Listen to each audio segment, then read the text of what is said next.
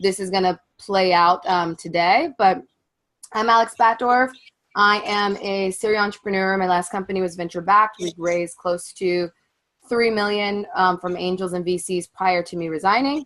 I think now we're at about close to 5 million since I left. We grew the company to a multi-million-dollar company before I left. We had close to 20 employees, so on and so forth. I ended up actually resigning from the company a year ago. And this is where the conundrum comes in. A lot of it had to do with the fact that investors, I felt like our company was starting to go in a direction, and not saying it's wrong, but going in a direction that was not really in alignment with the vision I had for the company. And I think, and we'll get into that, I think that's where a lot of entrepreneurs kind of misplace or displace what they think investor relationships actually going to look like, because they are your partners. So we'll dig into that, but the company is awesome. My co-founders are still running it. We're still growing, and that's amazing. But I decided to move on and start my current company called Get Shit Done. And it's about empowering female founders to grow and scale their companies. So currently I'm building out a platform to not just tell female founders what resources they need, but match you with the right ones. So it's a two-sided marketplace to understand where you're at in your journey, where you're trying to go, then matching you with the resources of the partners on our other side of the marketplace, whether that's investors, whether that's people that can help you with acquiring more customers, etc. But in the meantime, as I'm building that out, I'm coaching female founders on business growth and strategy, because I'm very passionate about it, because I feel like enough of us don't understand this blueprint and the different paths you can take to get to growth. So yeah, in terms of how this is going to actually play out today and what I wanted to touch on, it's really similar to what I outlined in Dreamers and Doers when I originally proposed this. So we're going to touch on why should you actually raise money, and if you actually should. I think that's the biggest thing. People will constantly say, I need money. And honestly, we all need money. But do you have to get money from investors? I think there's a clear delineation between that. And then if you decide, okay, yes, I still need to raise money from investors, I'm going to walk you through some of these approaches that you can take. So networking, that's a huge thing. So for example, in my last company, none of my co-founders and I came from money. None of our families wrote checks in our company. We had access through certain networks, which I'll jump into. And even if you don't, there's ways around that as well. And then in terms of when you actually get in front of the investor, what are some opportunities, whether that's turning a yes into a no, or just making sure that you're making an ask and getting something out of it, because fundraising, I will let you know, is a full-time job on top of the job that you already have. And that's where a lot of founders will tell you it's stressful, because it's literally another full-time job. So preparation for that. Some tips for pitching really efficiently, and then nurturing. I think this is something that a lot of founders, male or female, do not do well. And I actually sat down with one of my friends, Aaron at 645 Ventures, the other day, and he was telling me his fund did not invest in us, but what we did really well, and I'll jump into how we did this, is stay connected, whether they were investor or not, with our community and sending out updates. And he was just like, if founders did this, he was just like, it would be such a relief for the investor community. So I'll give you guys not only tips on how you can make that happen, but towards the end, I'm going to be, or at the end, I'm going to share some of these resources, the dashboard we sent to investors, the tracking spreadsheet you can use for investors, and etc. So I'm going to hop on into the why part. So this is something that a lot of founders have a conundrum about, is whether or not, like many of you have said prior to us jumping into this, is should I actually be raising money? And so it's so interesting. Last night I went to this amazing event with female founders, and a woman comes up to me who has a lifestyle brand right now. And she was just like, I'm thinking of scaling it and getting investors, but I don't know if I should.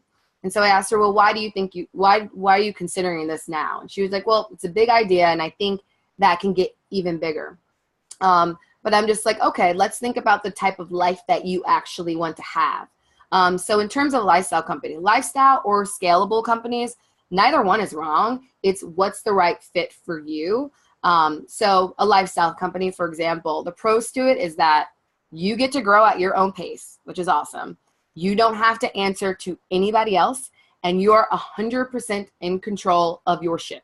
It's awesome. It's a lot of freedom in there, but like a lot of you said, there are a lot of bottlenecks and hurdles in doing it all by yourself. So typically it's a slower grow, which is nothing's wrong with that. But if you want to grow a little quicker, that can be very frustrating. You're less likely to scale beyond tens of millions of dollars. It's typically around the underneath tens of millions. Not saying it hasn't ever happened, but typically you don't scale beyond that. Amazing if companies that have done it, but typically it has kind of a cap. And then also less resources. And that kind of brings me into a scalable company. Companies that bring on angels, VCs, the pros and that. So you get rapid growth. You're able to scale typically to the hundreds of millions, sometimes even more than that. Not saying that's with everybody again, but it does prime you for that. And that's typically what investors are looking for. And the great thing is that you get access to investors, their expertise, and their network to grow. That was a huge thing in my last company, where when we decided, should we take on investors? Actually, from the beginning, we knew we had to take on investors because we knew what type of company it was capital intensive, and we wanted to scale and grow fast. That's why we decided, and we knew that we would need that access to investors in order to make it happen. The cons of that, you have partners. Something that frustrates me, and I was talking to Hannah about this before we jumped on this, is that I cannot stomach to watch Shark Tank. It gives me anxiety and heartburn because it is not realistic. There is very few times that you'll ever go into a room and pitch an investor and they're going to say yes on the spot. It is literally it is a game. It is literally a dating game, like dating for marriage type of thing, because you are in a committed relationship now. So it's something to really consider. So those partners, you're getting into bed with them. Like, it typically takes a few months. I tell entrepreneurs, it could take anywhere between 3 to 9 months to close on a deal. Sometimes even more, but sometimes it can be less. I've only experienced one time ever going into a room with an investor and leaving that room that same day, and they were like, okay, I'll put in the check. Only once ever. Then in terms of the other con, outside of, you now have partners that you are basically answering to, like, why aren't we growing? Why aren't we scaling at this rate, etc. You have to grow rapidly. So, and I'll get into the different type of investors, but you're growing at a rate that is typically where the investor feels is the best for their return. And sometimes when you're growing that rapidly, you don't have enough time to really sit back and think, is this the right decision I'm making? And sometimes when you're in survival mode, or when you are doing things so quickly, you aren't making the best decisions. You're just thinking in the intensity of the moment, like, this is what we have to do. And sometimes it's really not the best. So it's growth for growth's sake versus growth for, is this the best decision? So on top of that, it's, are you sacrificing the vision you originally had from the beginning? So most entrepreneurs, you have a clear vision of what you want to do with your company from the beginning. There are iterations of it, of course, but it is very easy to get off track from that original vision when you're growing at a pace and you're thinking, oh, fuck. One day you're like, how do we get here? Because you've just been going. The next thing is being okay and understanding that there's a chance that you will be replaced. And this is something that's not discussed enough in the entrepreneurial community. A fifth of founders end up getting replaced. And this is from some of the top companies in the world, like Cisco Systems, which was started by two founders. One of them was this badass woman. She actually founded Urban Decay. She went from tech to beauty. This woman's incredible. But she was replaced in a very hostile way. SoulCycle, they were replaced as well, now doing their own thing. The founder of Groupon, and it goes on and goes on. So understanding that when you scale at that pace, there's a chance that you'll get replaced. And do you want that for yourself? Do you want to do this forever? Or are you okay with saying, you know what, I want to grow it to a place, and I'm okay if someone else takes the wheel and can take it to the next level? that's really just a decision that you have to come to. That's not to say that there is a guarantee you will be replaced, because obviously there's Sarah Blakely's of the world that are still running their companies after years, but understanding, keeping that back of your mind, that that is something that could happen. So in terms of the actual types of investors, so that's something that I think is really important to differentiate. So Helena was talking about, she raised over $1 million for her company. That's incredible. She did it from friends and family. Friends and family is typically the round where, and that's where most founders need to start. So even if you want to talk to an angel or VC, not always angels, but especially VCs, they like to see that you have put in your own money or gotten money from somewhere else, because that's kind of validation for them. And they obviously want to see that there's some traction. So friends and family is the one that's less hands-on. They typically want to just support you for you because they love you. There's not as much paperwork. And they're writing you typically smaller checks. It really depends on your network, obviously. But like I was saying before, me and my co-founders in our last company, like our families did not write us checks. And if anyone did, it was like $5,000. But yeah, I know my family for sure did not write a check. They were able to give me a hug and say good luck. So just depends. So in terms of angel investors, so these are high net worth individuals. They are harder to secure funding from because they are quote unquote professional investors at that point. They're not necessarily always accredited, but they have to have at least, I think it's at least $1 million in assets. And they're investing a good chunk of their own money into your company. So in my last company early on, like the minimum requirement was like at least 25K to even get in the round. So timing, it could take up, like I said, it could take up to 9 months to even secure the capital, because you have to realize with angels, unlike a VC or a fund, this is their personal money. And even to think about it, $25,000 is a lot of your own money. So that is a huge decision-making process. And even though they're high net worth, that money could be going somewhere else, to kids, to, other investments, etc. And they typically want to see their money within 5 to 7 years. That's very similar on par with VCs. In terms of VC, they are much harder to secure funding through because it is a fund that has LPs, so typically has LPs, different types of investors that have a pool of money in it. And there's different types of funds that I'm not going to go into, like family funds, etc. But unlike angel investors like to see rapid growth as well, but not as stringent, I find, than VCs. So VCs, sometimes they want like growth year to year, like larger return. And sometimes they want to see that growth between they want to see like 10 to 30 times X their return. So like really putting that into place and considering that, like their money in, they want to see like 10 to 30 times that. So what does that consider? Considering the fact that you probably need to move fast. You probably need to put in a lot of resources, etc. But also they expect you to either sell or IPO. And that's why they're putting their money in, to get that return, because that's the most likely way that you're going to get it. And again, understanding, do you want to sell your company, or do you even want to be an IPO company? I used to say all the time, my last company, I really doubt we'll ever IPO. I think we're too niche. But if we ever got to that place, I used to tell my co-founders all the time, like, if we ever IPO'd, I'm out. I don't want to deal with an IPO'd company. It's too much nurturing. Like it's maintaining. I don't want to maintain at that point. Some people are fantastic at maintaining, and I'm like, power to you, do it. But those are things you should really consider. Like, do you want to sell your company? Because once you sell your company, again, like Bobby Brown's a great example. Once she sold her company, she was like, things weren't the same.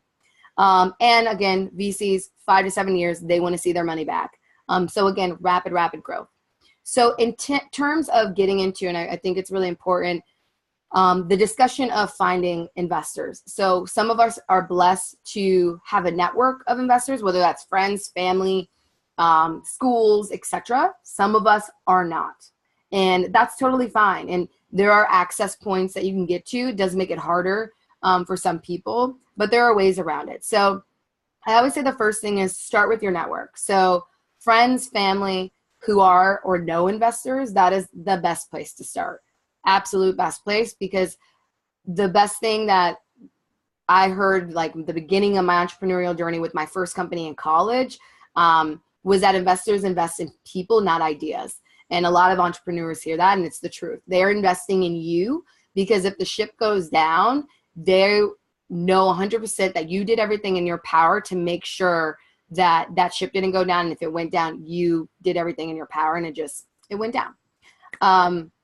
In terms of other options, starting within your network, alma mater. So even though I did not come from money, and neither did my co-founders at my last company, we had alma maters that had networks that gave us access to it. So I went to University of Chicago undergrad, and my business partner went to Booth, the business school.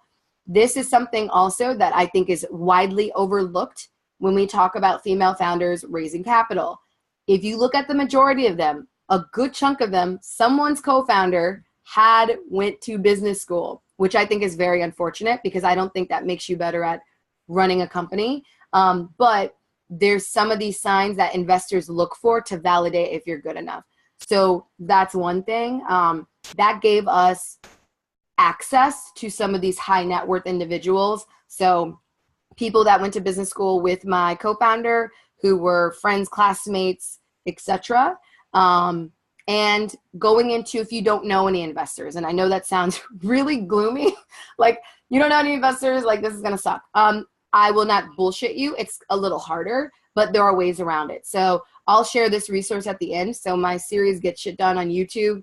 I specifically focus on interviewing female founders on how they specifically got shit done.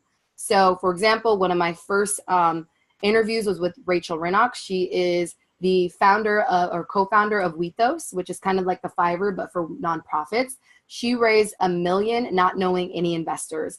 And the way she went through that was literally genius. And I'm not going to get into every single detail because I'll share the resource and you can watch that episode. And there's so many amazing tips. Like I still have people that contact me and they're like, I literally wrote notes the entire time. Like she's such a badass. But the gist of it is she didn't know any investors, didn't come from any money, didn't have any access points, didn't go to a fancy school, none of that. But what she did was pretty cool. So she would find, first of all, she figured out, okay, here's what we need in terms of how much money we actually need. That's a big thing. So don't just throw out, ambiguous numbers, really do the work and understand projections wise, how much money you need for this company. But two, not just reaching out to any and everyone, friends, family, that's totally fine. But in terms of angels, sometimes angels are lenient to their industry agnostic. Sometimes VCs are too. But a lot of them tend to invest in certain spaces or have expertise in certain spaces. So you typically want to figure out what type of investors are specifically in your industry. So for example, if you have a salon, you want to look for people who are in beauty or people that can connect you with beauty. So what she did was start with I found was a really good resource from her interview, is that there's so many investors on Twitter and have pretty big followings. And what she did by going there and figuring out who these people are, doing a quick Google search, who are the top or who are some of these top investors in my area, because it's easier to get in contact with. You don't have to be limited to that. But if you want those in-person meetings that are in my specific industry, trying to set up meetings, it's kind of hard because some of them don't put information on their websites, and they do that on purpose, even though they'll bullshit and they'll say, oh my God, we want any and everyone to reach out to us. They don't. They make it hard. And I know some of them because they literally told me behind closed doors, we make it hard we want to see people who actually try to make this happen. So they make it intentionally hard for you to reach out to them. So what you can do is figure out who they are. You're not able to find their email, and typically cold emails don't really work. I'm not saying don't try it. Try any means necessary to get in. But it's typically easier when you have a warmer introduction. So once you figure out that target list, go try to find them on the internet. So what she did was go to Twitter, figure out if they had blog posts, figure out what their interests are. So then when you are reaching out to them, like in that research, what topics are hot to them and try to trickle that into how you're presenting your company. I noticed, for example, it's like, Tom, I noticed that in your recent article you wrote on Medium that you're really interested in noticing some issues in the beauty space and list off a couple things. Here's why I totally agree with you and how my company is going to change that. And then it just shows that you took the time to make it personalized, because a lot of entrepreneurs, and it blows my mind, will literally do a mass outreach and never do this. Never BCC and send a mass email. If you want no one to respond to you, that is a perfect way. I know every investor you will talk to be like, shut it down. This is just a waste of my time. Take the time. If you're going to ask people for hundreds of thousands of dollars or even 25K, 10K, it's still a substantial amount of money. You can take the time to write a personalized email and go out of your way. So she did that. And then she would figure out what events are they speaking at.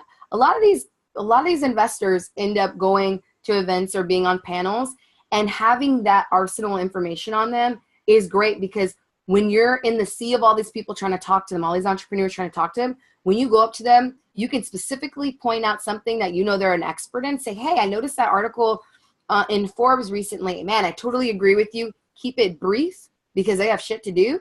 Keep it very brief and say, I totally agree with you, and here's how my company's changing that. I know you're busy, but I would love to sit down and have a quick phone call or quick coffee if you can get in person, even better. Coffee with you, and get their card, get their information, because the likelihood of them reaching out, unless they're over the moon with you, is less likely. So get their information. So there was a lot of tips and tricks in there, and I'll share that with everyone at the end, so you guys can get some of those tips. But in terms of places to go and find them, networking events are really great, but let's get very real about certain networking events. There's bullshit networking events that say there's all these investors, and then they're not really that great, and it's kind of people that are there and you're like, wait, what? And then there's really good ones. So the bullshit ones are, and not always, I don't want to say this always happens, typically the ones that are over cocktails, and not always, don't quote me on everything, but not always, but over cocktails. But also, when you find an investor at these events who are really, really eager about talking about percentage of giving up your company to be like be an advisor or whatever, there's a lot of predatory people out there are trying to do that because they want to be on top of the next big thing. So being careful about that, but also just looking for really highly curated ones. Typically the ones put on by the funds themselves are awesome. And if you get on their email list or find entrepreneurs that are part of those email lists to give you an invite, those are awesome. Typically ones that happen in the morning. So they are usually around like 8:30 are very highly curated, because it's kind of like pre-filtering, because the people that are really serious, because if you have a full-time day job, a lot of times people are like, I can't go. But the people that really are trying to raise money for their company, they're gonna make it happen. So those are a couple things, but not saying that you still using those tips won't run into some that are kind of a flop, but some ways to filter it out. The other way to get in touch with investors, and typically a lot of investors love this way, they not only love being introduced through other investors, that's a great opportunity, and once we get into opportunities, I'll go into how you can make that happen, but other founders, and not just other founders, the founders they've invested in. So if you want to get on an investor's good side, if you know, like, you can also see their portfolio companies, you can reach out. If you know someone at those companies, reach out to those founders, say, hey, I have this business. I'd love to, take a couple minutes of your, time. I'll treat you to whatever, coffee, drink, just to get your feedback. And then from there, you can ask them, ask a little bit about those investors, how they invest, how long. It's great intel for you, but also a great in if you decide this is a good fit. I'd love to get introduced. Not to say that will always happen.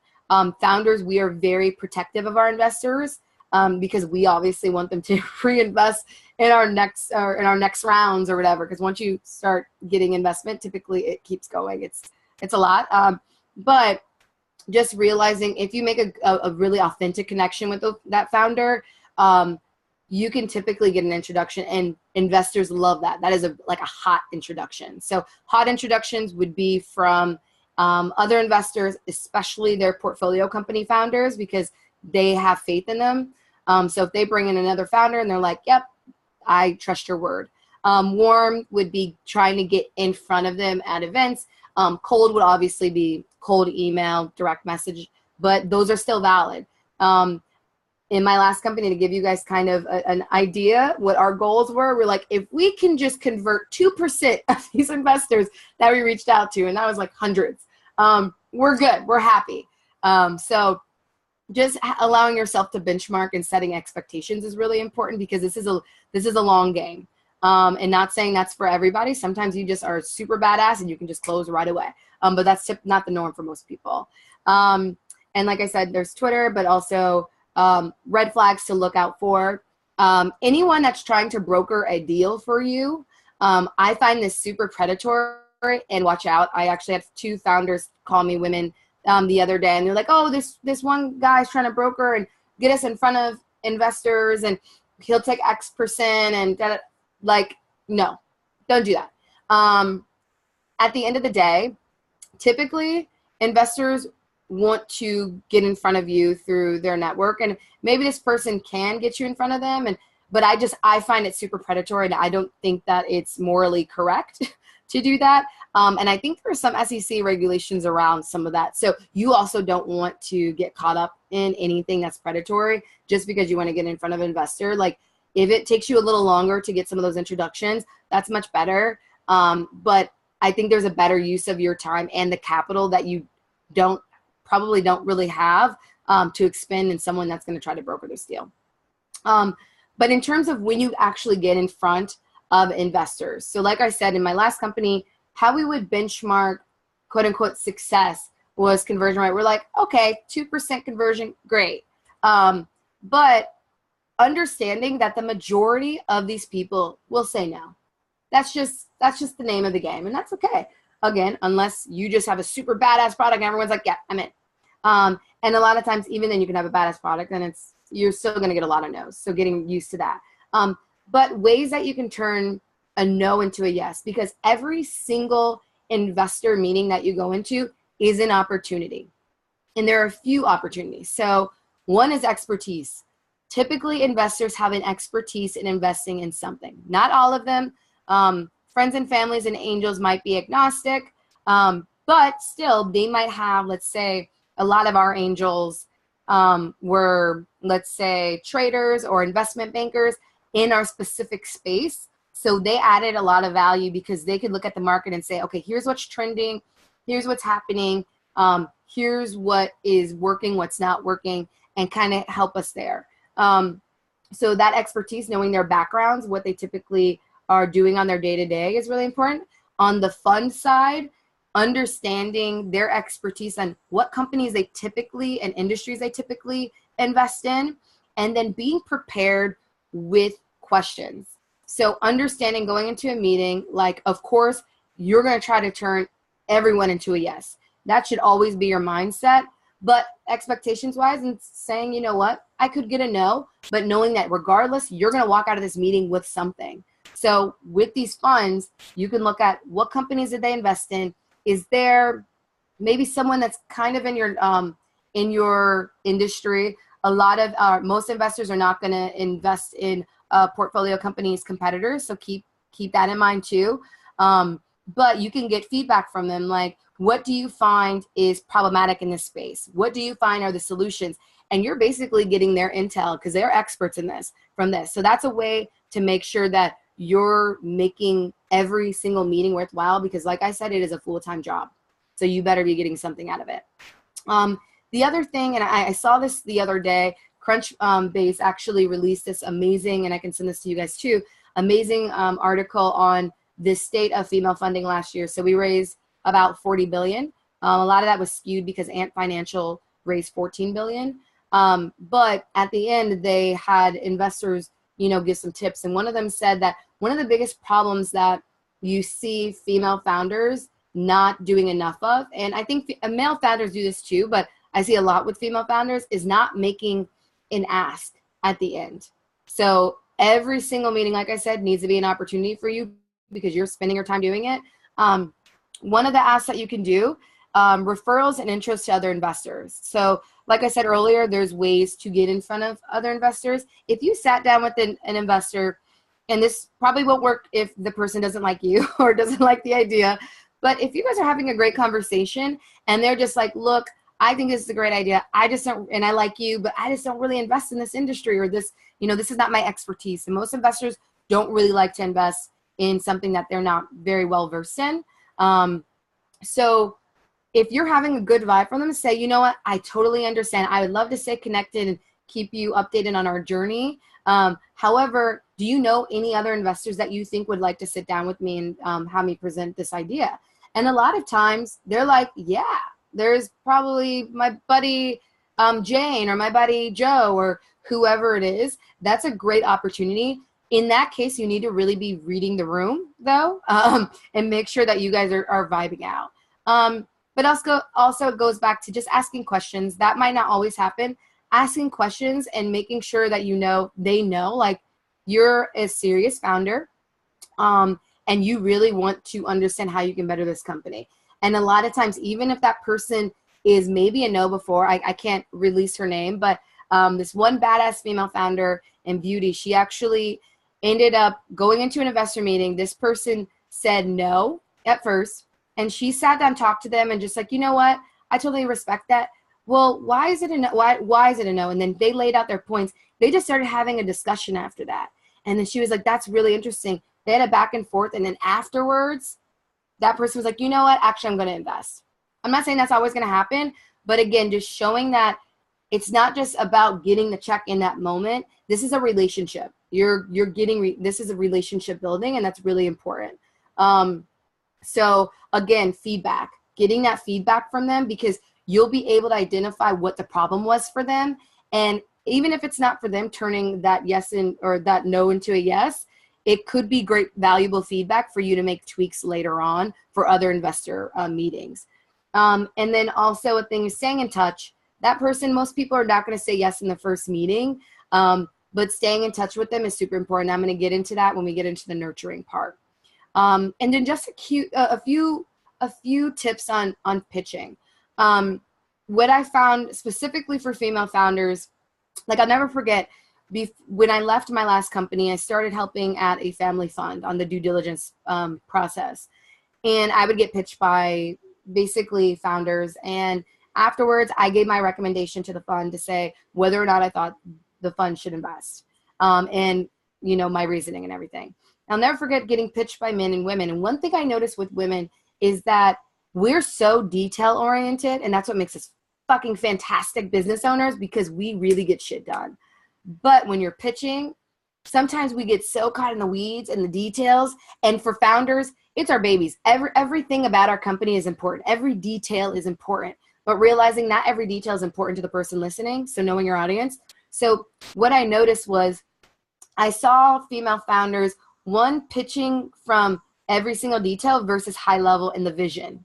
And I know this because me and my co-founder in my last company, we would do this when we pitched early on. And we noticed a shift. Not only a shift from when we started thinking high level, we're the next this, and we're going to do it this way. Like making sure it's not just what we do, why we do it. It was, this is where it's going. This is what's really important. And that to the investors, like, oh, okay, not just this is how the technology works today. It's like, no, what is this actually going to accomplish? So not getting really tied up in all the little details of it. They don't need to know what payment processor you're using. And unless they ask you, like, that doesn't matter.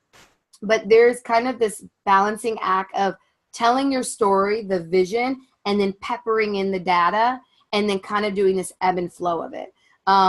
And then another great tip, and then I'll send this to you guys too. In Rachel's interview, Rachel from Wethos, she and her co-founders did Pitch Bitch. And I think this is genius. So what they would do is they would do these practice pitches where her co-founders, because she was the one raising, would sit down and she would pitch them on the idea. And afterwards, they would literally bitch her out and tell her which things were not working and what's, you know, how to improve, and in a very loving way. So I don't mean but I thought it was fun. And that's a way for you just to keep improving and improving. And especially after each investor meeting, because in each one, I'm coaching a female founder right now who's literally sold companies, is doing it again, raising capital right now. And I'm preparing her for investor meetings and how she's getting prepared for them. And I'm just like, you need to do pitches with your co-founder or your employees or whoever's your right hand. And even if you don't have a right hand, if you are a solopreneur, with people like that are other founders that can help you out, so they can give you that valuable insight. And after each of these meetings with investors, you can go back and say, okay, here's what I learned, and add this into your pitch, especially if it's really important. That's why it's super important in these meetings. And I'm going to share this with you guys as well, is once you leave an investor meeting, you should be tracking down questions that they ask you. So for example, you will get questions in these meetings that you don't know, and you will not know all the answers, and that is totally fine. Over time, you're going to keep pitching hundreds, and you'll still get answer or questions that you don't have the answer to, and that's okay. All you have to say is, you know what, that is a great question. I don't have the answer right now, but I'm going to look into it. I'm going to get back to you right away. So in these meetings, when you're getting questions, write down the ones that you don't know, or even ones that are just recurring, so you know, oh, here's a theme, and I really need to start honing in on this point because it seems like maybe I'm not articulating it well enough so they get it. Or the ones that you don't know, write it down in the spreadsheet, which I'll share with you guys. And this helps you to just keep getting better and better and better as you're pitching. And it is okay. You will not know all the answers, but over time, like anything, when you practice, you'll get much better. And the last point that I really wanted to hit on before we open it up for Q&A is the nurturing process. So with investors, and like I said before with my friend Aaron, he really valued the fact that me and my co-founders would send updates through this monthly dashboard. And I'll also share you guys on the template that we use.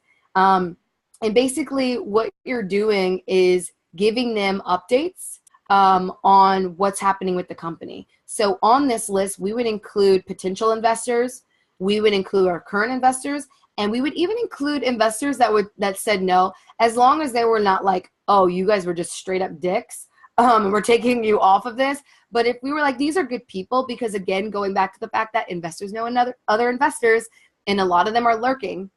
So when you send out this monthly dashboard, very high level overview of the progress of the company. A few other things is like, what are some key milestones? What are you guys focusing on? Then also, again, going back to something that female founders don't do enough of, is the ask. So we would say, for example, we're going into doing a seed extension. Do you know any investors? So making sure that's prominent, because again, your investors are your partners and your success is their success. So making sure you're getting every opportunity to do that.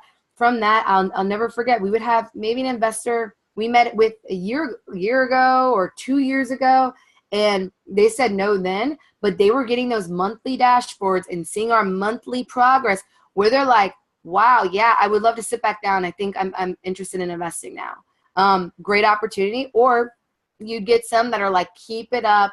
Like the 645 guys, they didn't invest in us, but I still have a relationship with them.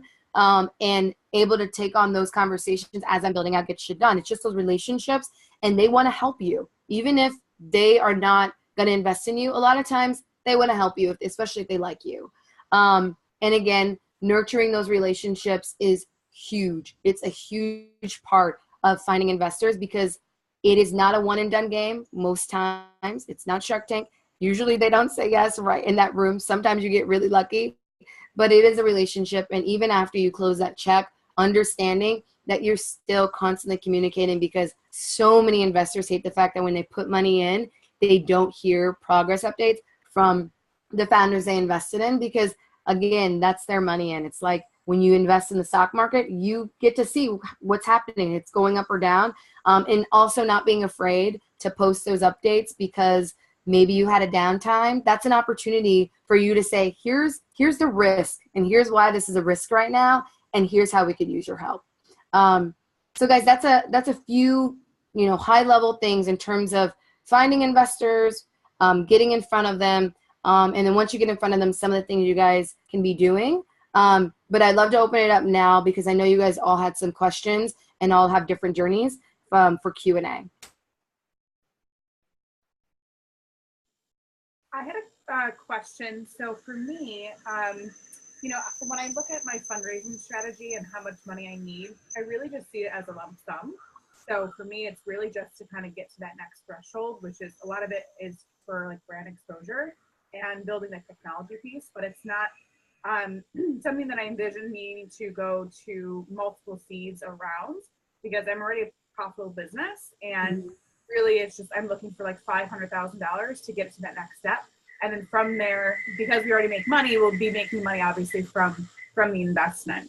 Mm-hmm. So, when I think about fundraising and going off, it's like, well, what are you going to raise the next round? I'm like, well, I don't think I need to raise the next round because I'll be making money. Like, isn't that the whole point of it all? Yeah. So for me, is there kind of like this happy medium where, I could raise $500,000 from angel investors and they make money off of my business because it makes money as, and maybe they're not going to make their, huge X returns, but they'll still be making, a 10X return on their investment. Like, aren't there people, like, do you think there are people out there that would be happy with, a safe bet on their investment? Yeah. So actually I have a friend who has a really, I can't say the name, but a really prominent retail company that she started with her husband, and they only have one angel investor. That is the only investor they've ever had in that company. He keeps investing, but that's the only one, which is amazing. So it is definitely possible. And in your case, you're less likely if you only need like the 500,000 and you don't plan on raising anything else, then institutional, you don't need that. Like an angel could be really great for you with the setting those expectations and a benchmark of, if we get this money in, as you probably already have done this for your business, it's understanding here's our path to growth. And if you're able to lay that out for them and make this feel like this is going to be a good return for me, then I think they'll be open. But definitely for you, not institutional. I think there could be an awesome angel out there for you, or maybe in friends and family that want to put a pool of money together. Because for me, it's for the I also see the benefit because I'm a solo founder. For me, ideally, I want to have almost a partner in this. So I want an angel that can provide value add. I don't want to check. I just don't want to check because I'm looking for those connections. I'm looking for them to be able to help me where my expertise, isn't. And so it's really important that I can find an angel investor. I don't need someone full time, but someone that can, help me look over things or think big picture. So I don't hear a lot of stories like that. So I appreciate, knowing that there is. Yeah. And it's out there. And I think that's the sad thing right now is it's the quote unquote successful companies are the ones that are raising a boatload of money, millions of dollars from VC. And that's not, and I think it's a very toxic narrative because I don't think everybody needs that. Actually, the majority of companies don't need that.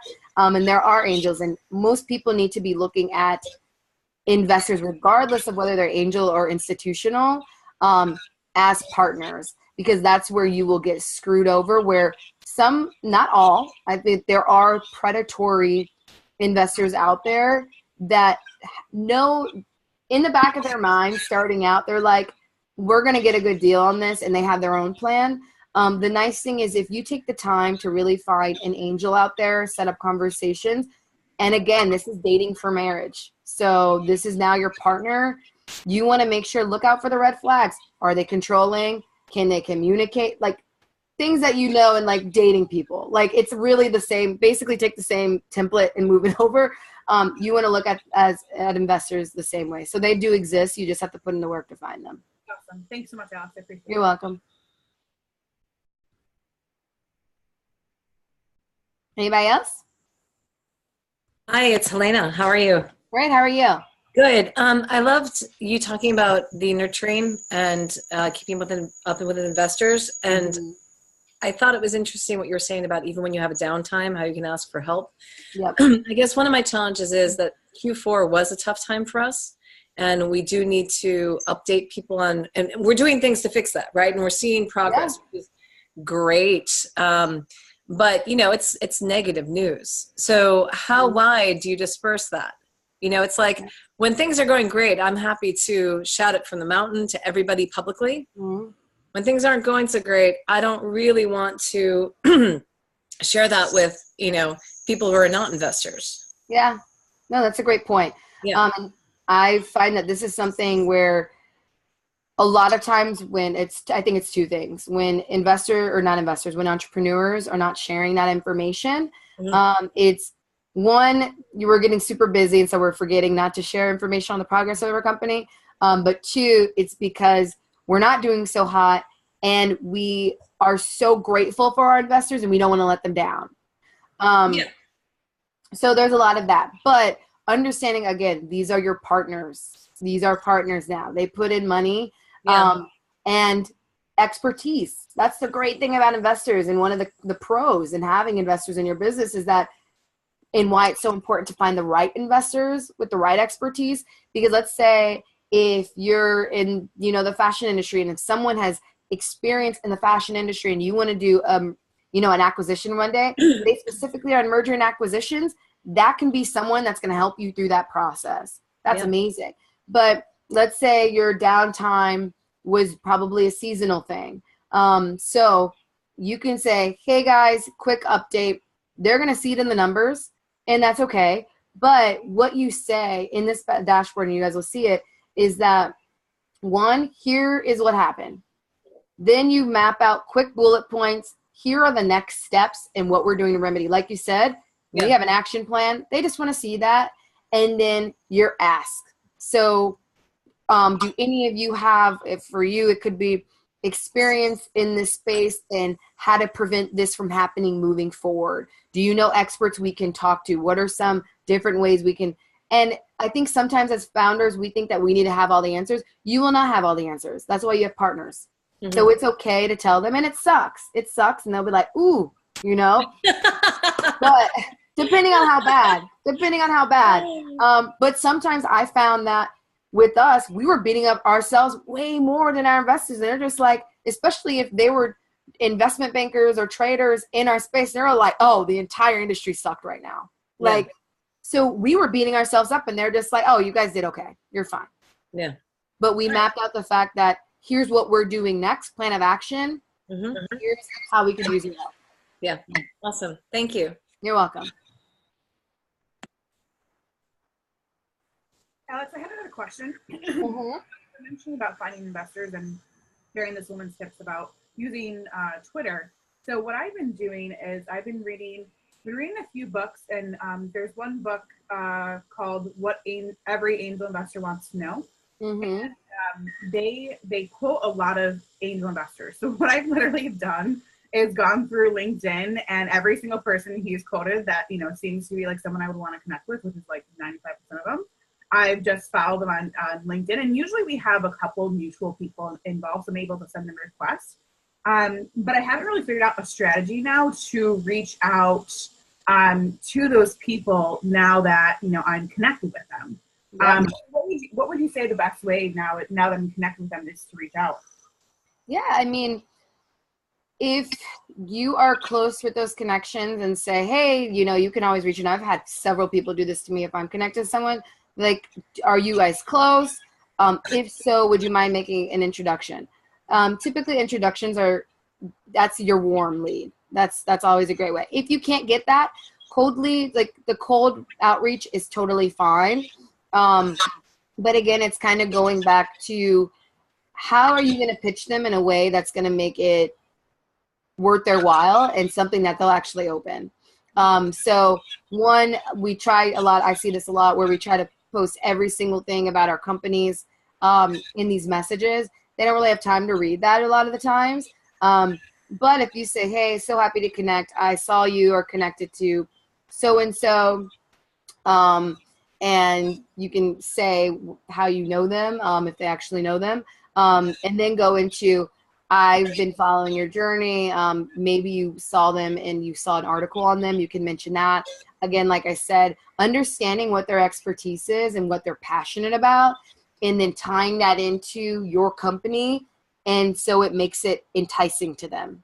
And so it's really just a matter of like the balancing act of how can I make this a really good sales pitch? Because it's a sales pitch, but without making it salesy. So that's where, in terms of cold outreach, really just trying to find several ends. I tell people this all the time. Like there's no need to try to just find one place. Like, no, if you can have a friend reach out to them, like what we would do is like, if we knew people that knew them, we're like, please put in a good word. If it was several people, we're like, hey, because we want to get them from all angles. It's like kind of with marketing, like a consumer needs to hear about you 7 times before they even consider you. So kind of think about that with investors. Like if you can get as many ends as possible, do it. But in terms of the cold outreach, just making sure that it doesn't feel like a blanketed outreach, not so generalized. It's very personalized. Okay, thank you. You're welcome. You're welcome. Hi, I wanted to ask a question. Sorry, I realized my screen is so dark. Oh, you're fine.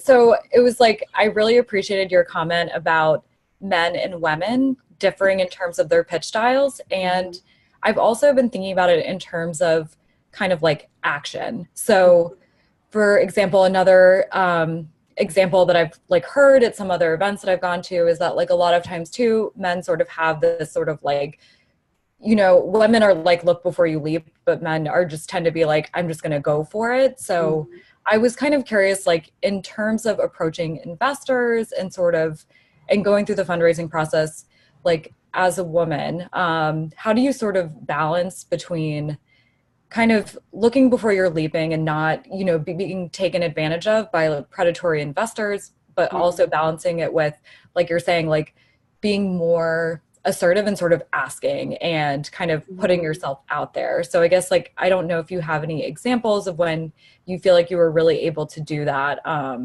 during the process of fundraising, and if you have any recommendations for women. Yeah, that's a great question.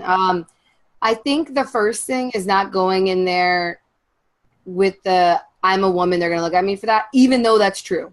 It's true. Yeah. But it's, I have an amazing idea that is going to like fuck shit up and it's going to make you a lot of money. So for example, I'll give you an example of this incredible woman, Tanya Van Court. She has this awesome company that helps with financial literacy for children early on. And she, I'll never forget, was talking to me about her raising money. And this is Black woman, older too, has kids. Like she started her company, I think in her 40s, and going out and raising for investors, young kids, etc. And she told me something that I'm like, wow, I've never been able to articulate this, but it was so right on. She said, the moment that I stopped pitching from survival and started pitching from this is an opportunity for me, for you, is when I started closing deals. And what I find with a lot of female founders is that we know we're good, but I think that, I mean, it's a lot of socialization and a lot of other baggage BS that we don't have time to talk about today. But I think it's also that sometimes we just are always critiquing ourselves. So instead of you coming from it as a, oh, I don't know, like, think about it. If you were an investor and you had an entrepreneur in front of you and they were kind of timid around their idea, like, you know, I think I think it would be a great opportunity for you. And, you know, I think this is going to change. It's like, no, I know this is going to be a great opportunity for you. And here's why it's going to be a great opportunity for you. And here's how I'm going to make it happen. When would you like to sign up? Like, it has to be in a, this is your opportunity. And I think a lot of founders, male or female, I see this, but a lot of times I see this with females, is that we are not seeing ourselves as, in our companies, as valuable. It's like, I need money. So it's from that position of survival. It's, I need this money, so let me go ask them for money. It's like, no, I need this money because I'm building the next best thing and it's going to make you a lot of money. So really positioning it yourself as, this is an opportunity for you. And I'm frozen, I know that. But yeah, pitch yourself as an opportunity. Yeah, no, I appreciate that. I think that's like a good, I think that's really good advice. And like, I just like offhand, like, I like just even like in telling other people like in my life about my idea, just like friends or family, it's like I actually probably noticed the biggest difference with even telling my sister about it. Like I realized like I had to commit and I wasn't committing to it. And then it was like after I committed, I noticed that like other people in my life were like, oh wait, she is doing this. Yeah. And so I think that's like a good mentality to keep in mind for like pitching, because I'd also had heard, yeah, I was like one other person, like another panel that I'd gone to, they're kind of like, you are desperate when you're asking for money, but like, don't let them know. Like, I feel like you're saying it's like, it's a game. So it's like, you can't really tell them that you're like, oh my God, I need this. Honestly, guys, don't take on any of his predatory practices. But like the founder of Fire Festival is a great case in point. Like he was like, this is an opportunity, even though I'm scamming you guys. But like he really thought, I think he thought this is the biggest opportunity for you guys. And he made it happen. And again, white male privilege, all these other things. But still, go in there. You're an opportunity. And again, practice pitch. And the best place to start with friends and family, I don't know about you guys, but sometimes those are the scariest people for me to pitch in front of. Like I can pitch in front of a room full of thousands of people that I don't know and like kill it. In front of friends and family, I'm like, oh my God, I'm going to let you down. Oh my God. Like, so that's a great starting point, and they'll give you honest feedback. So trust that out and then pitch it as an opportunity for them, and they'll give you some valuable insights. Yeah. Thank you. You're welcome.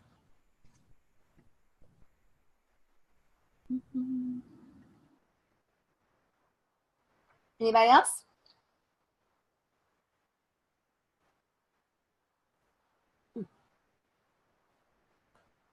Hi, this is Rosario. Hi. How are you? This is great advice. I also want to add something as a question. Well, I feel that I don't want money from investors because I was on the other side many years. I was the one raising funds for third parties.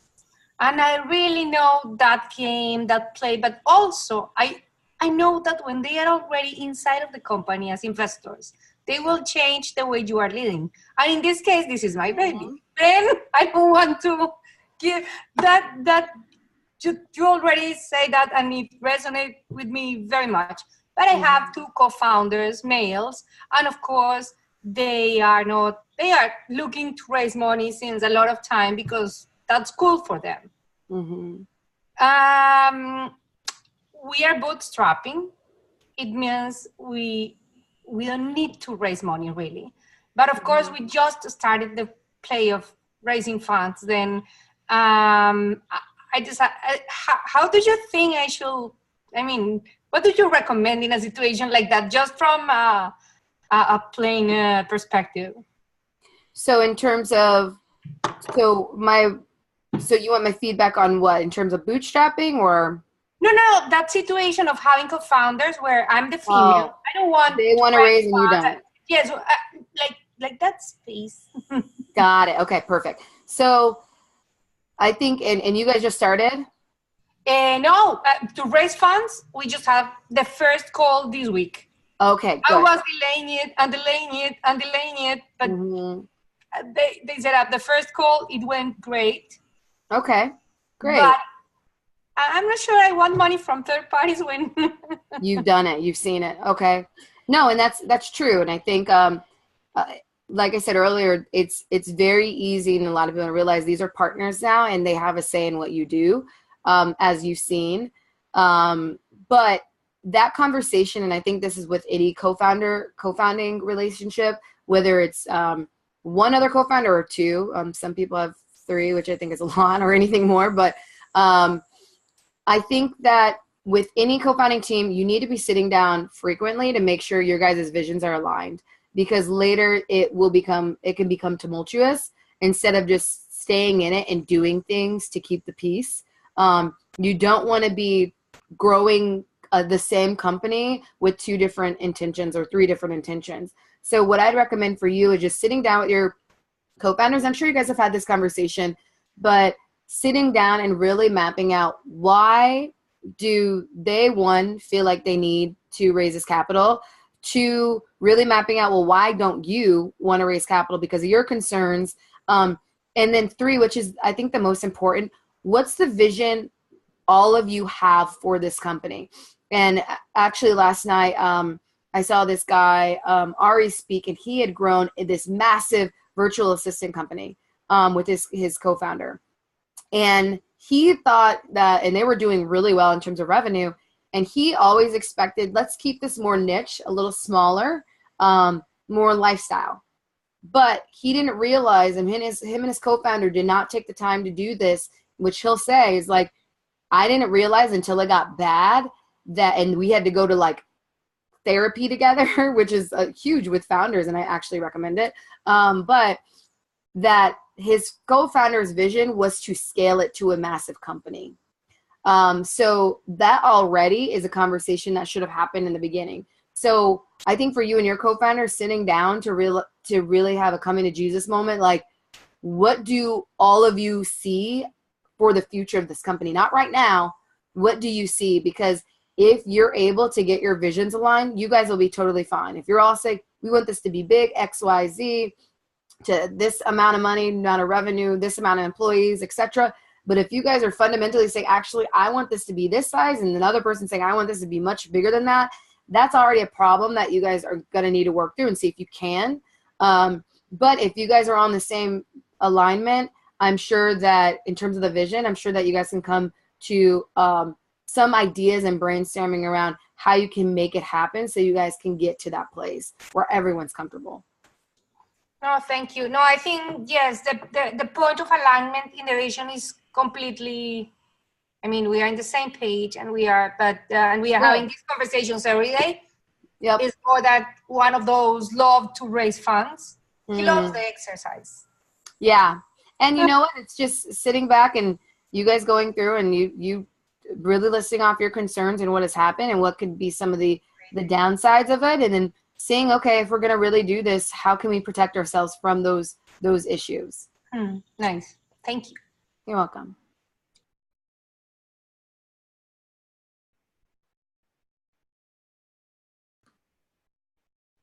Anybody else? Or are we all set? Okay, so thank you ladies so much for tuning in. I'm super passionate about this topic. I wish I would have known this from my last company. I think it would have caused me a lot of less anxiety before I left the company. But I will be sharing the resources. So the dashboard I mentioned, the tracking, those episodes from Rachel, which I think are super valuable if you do decide to raise, how she went about it. Again, she didn't know any investors. So if you don't know any and you're having anxiety around it, it can happen. And I think she's about to close on another round. So awesome. I'll send that to you guys. And always, we're a part of the same community. I admire all of you guys for what you're doing. So feel free to direct message me whenever. You can email me, Facebook Messenger, anytime. And I'm happy to help if you guys have questions. Thanks.